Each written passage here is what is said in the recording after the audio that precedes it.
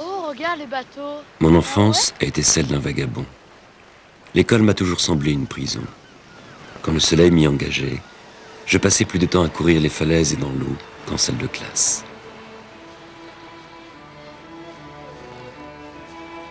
Ainsi, Claude Monet se confessa-t-il au soir de sa vie. Tout au long de celle-ci, en effet, il fit de la nature son élément d'élection. Ces falaises du Havre semblent incarner l'endurance farouche qui permit au peintre de résister à des années de privation.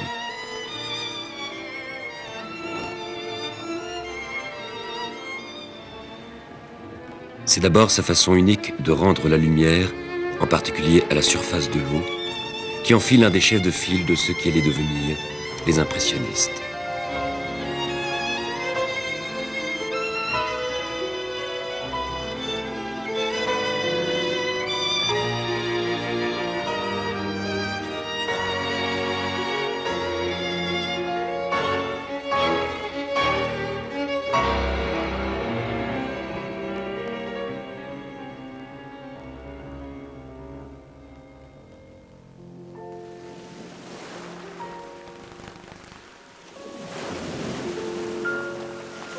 Le père de Monet, un épicier aisé du Havre, s'alarma des premières incursions juvéniles de son fils dans le domaine de l'art.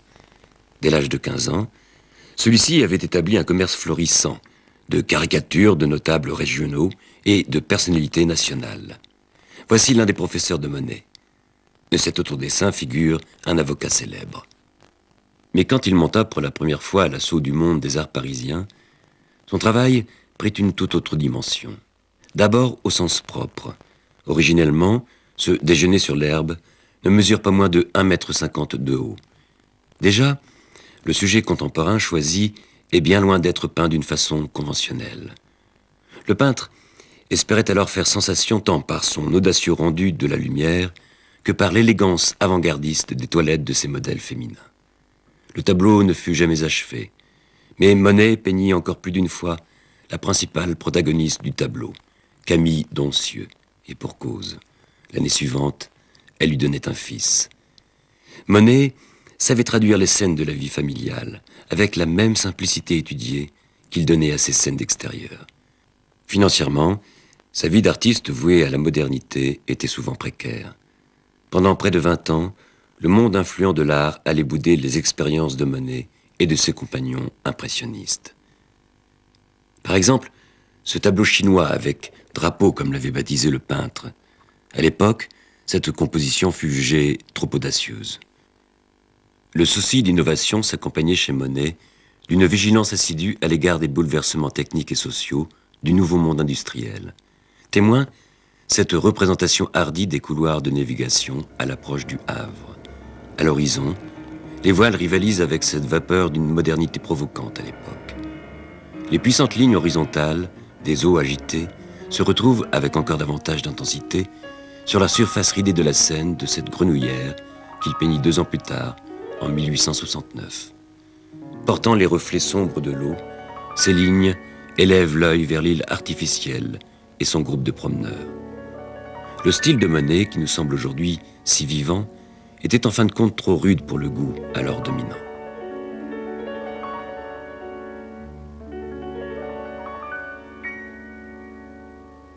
En 1870, Claude Monet épousa Camille Doncieux. La décennie commença sous de funestes auspices, par la défaite de la France dans la guerre qui l'opposait à la Prusse. C'est pourtant, dans les années qui suivirent, que les impressionnistes créèrent bon nombre de leurs immortelles évocations de la belle vie. Monet s'installa avec sa famille au bord de la Seine, à Argenteuil, en banlieue parisienne. Il se conformait ainsi au mouvement général qui visait à l'époque à fuir la capitale. Il se prit au plaisir de l'eau. Son ami Manet le représenta d'ailleurs absorbé par son travail, accompagné à l'arrière-plan par la patiente Camille, dans le bateau-atelier où le peintre disposait d'un espace suffisant pour loger ses toiles et même pour dormir. À travers sa peinture, Monet chercha d'abord à conjuguer harmonieusement l'amour de la nature et les exigences de la vie moderne. Cette symbiose devait s'avérer impossible. Monet aimait la Seine. Cette rivière ravissante, calme, variée et puante, pleine de mirages et de saleté, selon la description de l'écrivain Guy de Maupassant. Mais plus la décennie avançait, plus la saleté s'accumulait. Argenteuil était alors en plein essor. Population et industrie s'y développaient. De plus en plus d'usines polluaient une banlieue naguère tranquille. Le spectacle dut susciter chez Monet, pourtant si spontanément acquis au progrès, des sentiments mitigés. Ce tableau de 1877 témoigne du violent antagonisme qui oppose la nature aux créations humaines. Au premier plan, un massif de fleurs monopolise l'espace, laissant malgré tout paraître à l'horizon le bourg d'Argenteuil et les cheminées de ses usines en pleine activité. Un vapeur remontant le fleuve ajoute les fumantes émanations de sa novatrice propulsion. Deux personnages dans leur barque et un petit groupe flânant sur la berge semblent figés, hésitant aux frontières de ces deux mondes, celui de l'exubérante profusion de la nature et celui de l'inquiétante puissance de la civilisation en marche. Monet resta longtemps dépendant des fluctuations du marché de l'art. Quand son mécène, Ernest Hauchedet, fit faillite et fut contraint de fuir la France, il laissa sa femme Alice et ses 6 enfants aux bons soins de la famille Monet. Avec ses nouvelles bouches à nourrir sous son toit, le peintre dut parfois se résoudre à troquer ses maigres biens contre chaussures, vêtements et victuailles. Mais le pire était encore à venir. Camille, omniprésent dans l'œuvre de Monet, souvent aux côtés de son fils Jean, eut un second enfant. Sa santé déjà précaire entama alors un long et pénible déclin. Elle mourut en 1879, à l'âge de 32 ans. Une dernière fois, Monet la prit pour modèle, étendu sur son lit de mort. Il avoua que devant la dépouille de sa femme défunte, il avait d'abord réagi en peintre, égoïstement, se mettant immédiatement à évaluer les possibilités de sa composition funéraire plutôt que de céder au recueillement conventionnel. Pour reprendre ses propres termes, la bête retournait à ses affaires.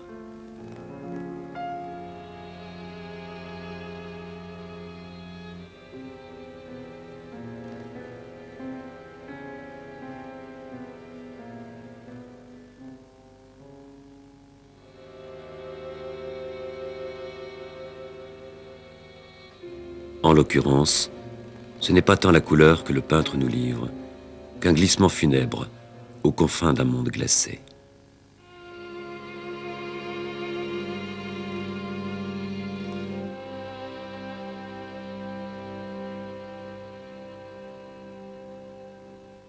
Ces années-là, Monet crut tous ses espoirs de prospérité, de reconnaissance artistique et de bonheur familial évanouis à jamais. Il se sentait envahi par un doute affreux. Il jugeait de plus en plus sévèrement son existence passée. L'âge aidant, il estimait même n'avoir plus rien à espérer. Chaque jour voyait naître de nouvelles épreuves. Chaque jour surgissaient de nouvelles difficultés.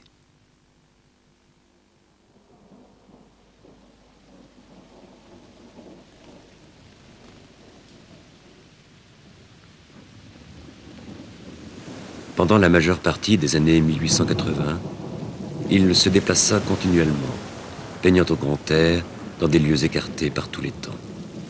Il retourna sur la côte normande de sa jeunesse. Désormais, dans ses tableaux, il n'y avait plus guère de place pour la présence humaine. Les groupes de promeneurs, si souvent peints au bord de la Seine, firent place à la seule nature.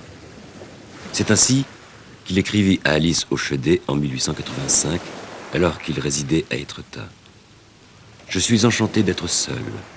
Il me semble que je vais mieux travailler, même par mauvais temps, car seul, je ne puis rester inoccupé. » Après une matinée encore pluvieuse, bien qu'il souffle grand vent et que la mer soit furieuse, mais justement, à cause de cela, je comptais faire une riche séance. Convaincu que la mer baissait, je ne m'effrayais pas des vagues qui venaient mourir à quelques pas de moi. Bref, tout absorbé, je ne vois pas une énorme vague qui me plaque contre la falaise. Je me suis vu perdu car l'eau me tenait. La palette restait à la main, m'était venue sur la figure et j'avais la barbe couverte de bleu, de jaune. Le pire est que j'ai perdu ma toile, brisée bien vite, ainsi que mon chevalet. Broyé par la mer, la gueuse, comme dit votre sœur.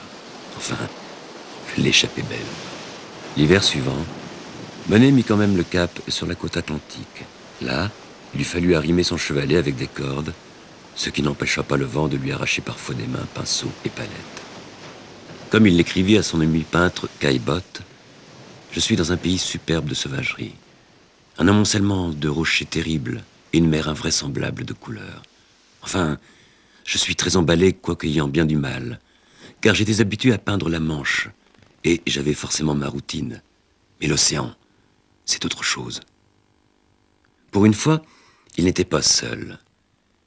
Il avait embauché un porteur, vieux matelot de bonne compagnie, qui le regardait peindre avec admiration et se désolait même de le voir opérer des retouches, prétendant que c'était un crime de reprendre de si belles choses. Sans doute Monet perçut-il des affinités profondes entre sa propre indépendance vaillante et le caractère trempé de ce loup de mer, qu'il tint à représenter dans l'un des rares portraits réalisés dans sa maturité. Bientôt, Monet commença à jouir d'une certaine aisance matérielle. Son agent, ici à droite, organisa à New York 2 expositions impressionnistes qui rencontrèrent un franc succès. Les Américains furent séduits par Monet. Peintres et écrivains affluèrent en nombre grandissant pour admirer ses toiles. En 1889, une rétrospective exceptionnelle de ses œuvres à Paris, associée à celle de Rodin, lui apporta enfin dans son pays cette reconnaissance si ardemment recherchée. Il put alors acheter une maison à Giverny, dans la vallée de la Seine. Il partagea cette nouvelle résidence avec Alice. Elle avait su prendre soin de leurs 2 familles réunies, c'est-à-dire de leurs 8 enfants. Cette intimité renaissante n'empêcha pas Monet de poursuivre ses longues expéditions solitaires qui le replaçaient au cœur de la nature. En 1889, il passa ainsi 3 mois dans la vallée isolée de la Creuse, bataillant contre les sautes d'humeur d'un climat des plus rudes. Le temps peut jouer de bien mauvais tours au peintre.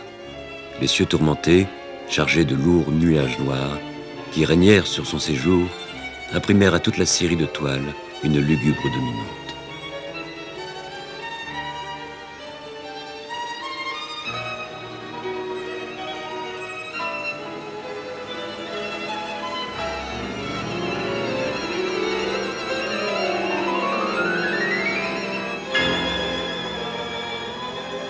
Et le printemps revint.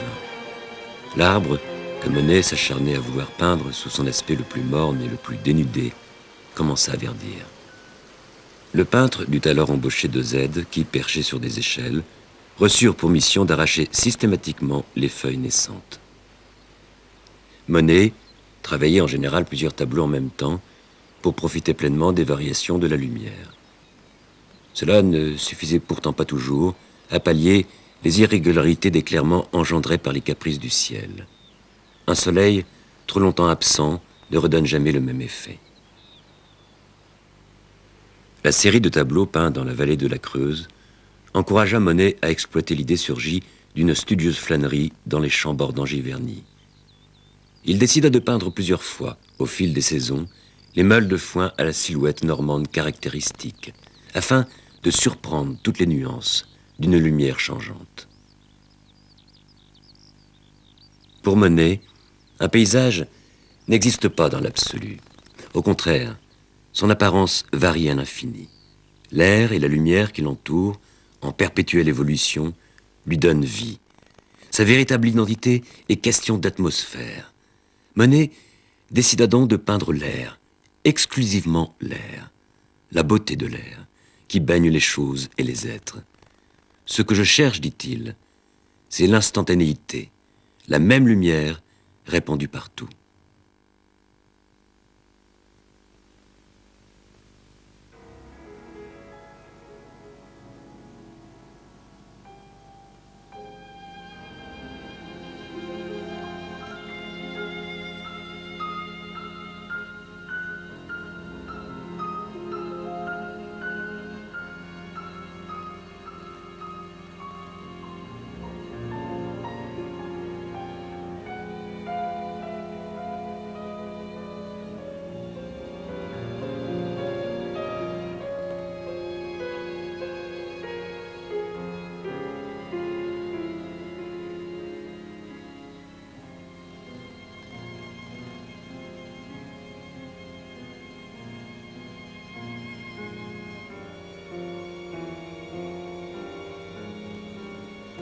En relevant ce fantastique défi, Monet signa l'étoile qui compte parmi les plus puissantes et les plus originales de son œuvre.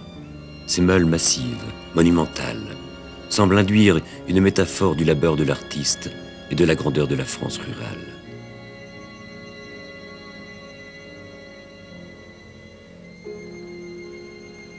L'importance de cette série de tableaux fut immédiatement reconnue. Son exposition à Paris connut un succès énorme, incitant Monet à poursuivre ses recherches et à se mettre en quête d'autres sujets susceptibles de générer autant de réactions favorables. Entre-temps, l'amélioration de sa situation financière lui avait permis de consacrer davantage de moyens à sa maison de Giverny. Le vaste potager lui fournissait en permanence tous les légumes frais qu'il souhaitait, satisfaisant à la fois son goût pour les natures mortes et celui plus prosaïque des bonnes choses. J'en mange alors pour retrouver un peu plus la ligne.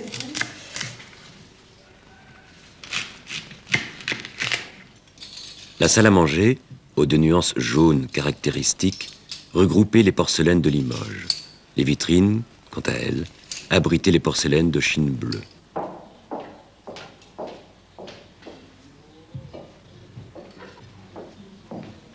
Quelques céramiques, en provenance du Japon, avaient trouvé place sur le dessus de la cheminée. Au mur, Monet avait tenu à accrocher ses estampes japonaises favorites, tirées de sa riche collection.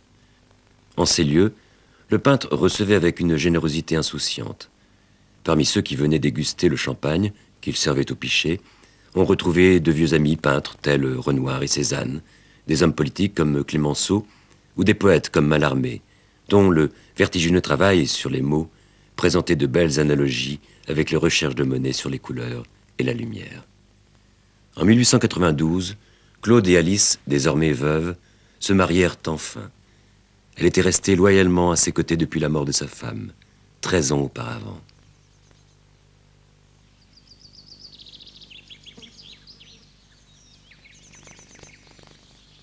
En dépit de l'hostilité affichée des fermiers du voisinage, Monet parvint à agrandir considérablement sa propriété. De mois en mois, la savante élaboration des plantations et des semis le captivait. À leur arrivée, les enfants et le peintre suffisaient largement à l'entretien.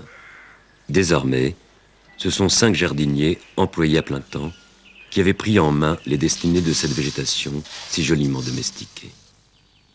Jusqu'à présent, Monet avait trouvé des sujets au hasard de ses pérégrinations. Maintenant, il les créait de toutes pièces dans son propre jardin. Peu de temps après, il fit l'acquisition d'un terrain marécageux qui bordait un ruisseau coulant en contrebas de la propriété. Là, il chercha à obtenir des combinaisons végétales exotiques, concentrant plus particulièrement ses efforts sur le grand bassin qu'il avait créé. Même s'il avait le pouvoir de modeler son propre paysage, Monet ne pouvait nullement agir sur la lumière qui l'éclairait. Si le temps ne se prêtait pas à la peinture, il retournait directement se coucher et le restait toute la journée, broyant du noir. À l'inverse, il était tout aussi capable de se lever à 3h30 du matin pour profiter de son bateau-atelier des premières lueurs brumeuses d'une aube d'été sur la rivière. La série de tableaux intitulée « Les matinées » sur la Seine, qu'il réalisa à cette époque, semble être à la fois un hommage à Corot, le père de la peinture paysagiste française, et une affirmation de sa vision personnelle, unique. L'atmosphère créée par les brumes au-dessus de l'eau lui donna l'occasion d'approfondir sa quête obsessionnelle d'une lumière palpable. Le sujet était définitivement devenu un facteur sans grande importance.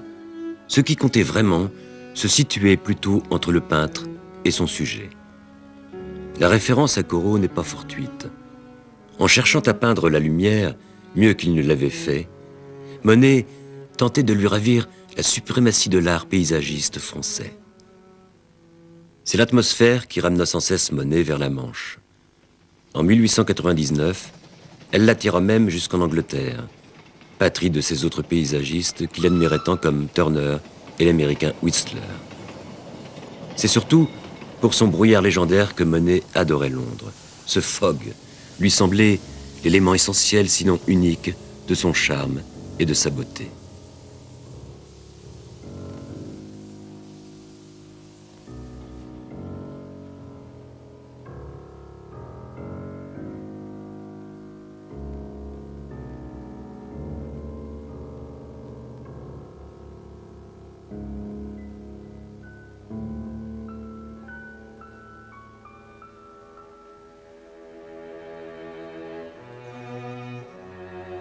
dans son propre jardin de Giverny, Monet travailla pourtant presque exclusivement des thèmes orientaux, tant l'Asie immortelle continuait de le fasciner.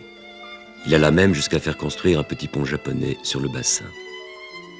Dans la série de toiles qu'il lui consacra, Monet se laissa malgré tout influencer par l'interprétation occidentale de ce sujet oriental.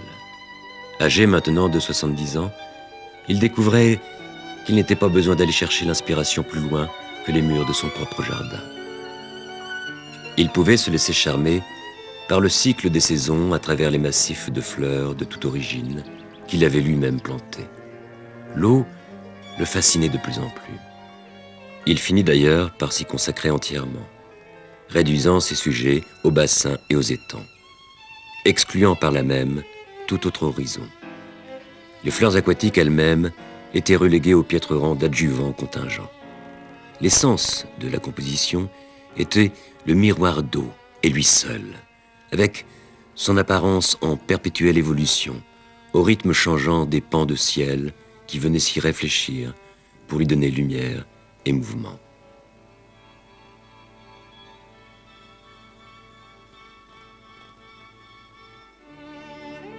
C'est la surface de l'eau ainsi traitée qui livra à Monet l'unité d'atmosphère qu'il avait cherchée dans la brume et le brouillard.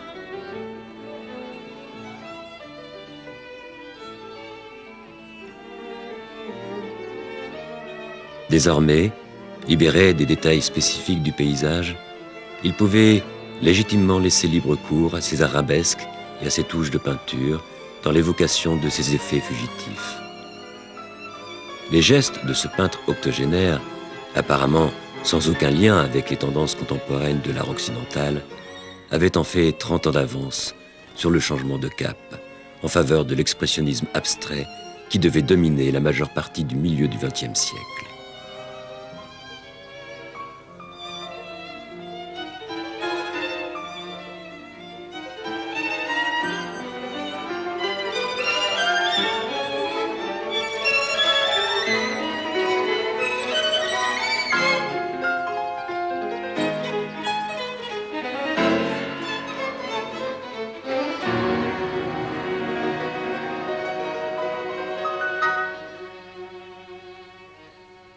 Monet était un précurseur.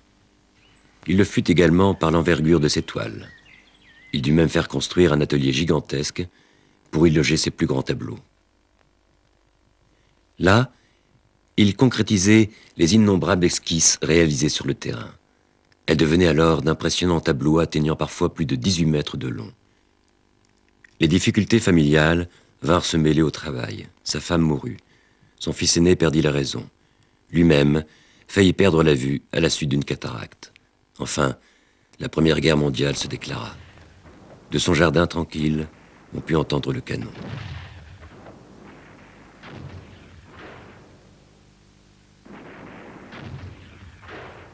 Seuls les encouragements, l'attentive sollicitude et les visites régulières de son vieil et proche ami Clémenceau, devenu président du Conseil, empêchèrent Monet de se laisser dangereusement aller. Le peintre atteignit la plénitude de son art. Si tout au long de sa vie, son intention avait été de se tenir droit face à la nature et à la décrire patiemment avec force détail, son regard se faisait à présent plus intérieur. Il s'autorisait l'expression de ses propres sentiments. La quête radicale du réalisme le plus méticuleux s'était muée en pur sensualisme. « Je peins ce que j'éprouve », finit-il par proclamer. Il fut certes un homme difficile, maussade par instants, avec des obsessions parfois étroites. Mais à travers ses tableaux, il parvint à reproduire l'image de la sérénité, de la création, et à transmettre au monde troublé du XXe siècle un héritage de lumière.